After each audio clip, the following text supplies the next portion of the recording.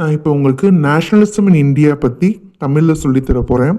நிறைய பேருக்கு ஹிஸ்ட்ரி பார்த்தாலே பயப்படுறீங்க. அது பயப்பட தேவையே இல்லை.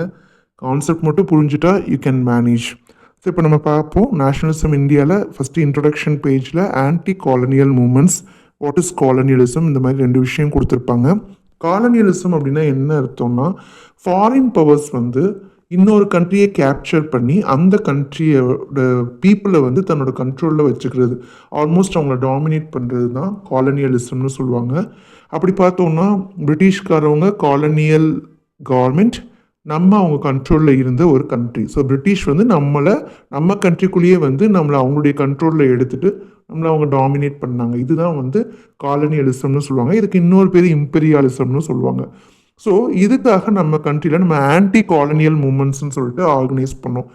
ஆன்டி காலனியல் மூமெண்ட்ஸ் அப்படின்னா என்ன அர்த்தம்னா, இந்த பிரிட்டிஷ்காரவங்களை எதிர்த்து நம்மளுடைய எதிர்ப்பை வேறு வேறு விதமான போராட்டங்கள் மூலமாக வெளிப்படுத்தணும். அதாவது நம்ம கண்ட்ரியில் வந்து இட்ஸ் அ வாஸ்ட் கண்ட்ரி, உங்களுக்கே தெரியும், ரொம்ப பெரிய கண்ட்ரி.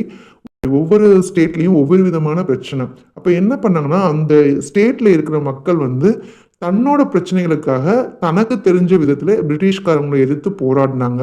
ஆனால் ஒவ்வொரு ஸ்டேட்டோட பிரச்சனையும் வேற வேறையாக இருந்தது. ஆனால் அவங்க எதிர்த்த ஒரே எதிரி பிரிட்டிஷ்காரங்கன்னு வச்சுக்கோங்க.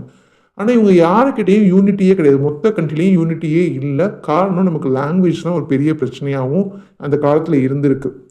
ஸோ இதனால ஒவ்வொருத்தரும் தனிப்பட்ட முறையில் வந்து பிரிட்டிஷ்காரவங்களை காந்திஜி வர்றதுக்கு முன்னாடியே எதிர்த்துருக்காங்க. இதுக்கு பேர் தான் ஆன்டி காலனியல் மூமெண்ட். ஆனால் காந்திஜி வந்ததுக்கப்புறம் அவர் என்ன பண்ணாருன்னா, காங்கிரஸ் சப்போர்ட்டோட இன்னும் வந்து கொஞ்சம் ஆர்கனைஸ்டாக மொத்த கண்ட்ரியோட பீப்புளும் ஒன்றா சேர்ந்து ஒரு மாஸ் மூமெண்ட் வந்து ஆர்கனைஸ் பண்ணால் நம்ம பிரிட்டிஷை வந்து ஈஸியாக வந்து சப்ரஸ் பண்ண முடியும் அப்படின்றத வந்து ஸ்ட்ராங்காக பிலீவ் பண்ணார். அப்படி அவர் கொண்டு வந்த மூமெண்ட்டுக்கு பேர் ஆன்டி காலனியல் மூமெண்ட்ஸ். ஈவன் எல்லாமே இருக்கும், இருந்தாலும் இவர் கொண்டு வந்தது ரொம்ப முக்கியமான ஒரு விஷயம் ஹிஸ்ட்ரியில். அது வந்து என்னென்னா 2 முக்கியமான மூமெண்ட். ஒன்று வந்து பார்த்திங்கன்னா சிவில் டிசோபீடியன்ஸ் மூமெண்ட், இன்னொன்று நான் கோஆப்ரேஷன் மூமெண்ட்.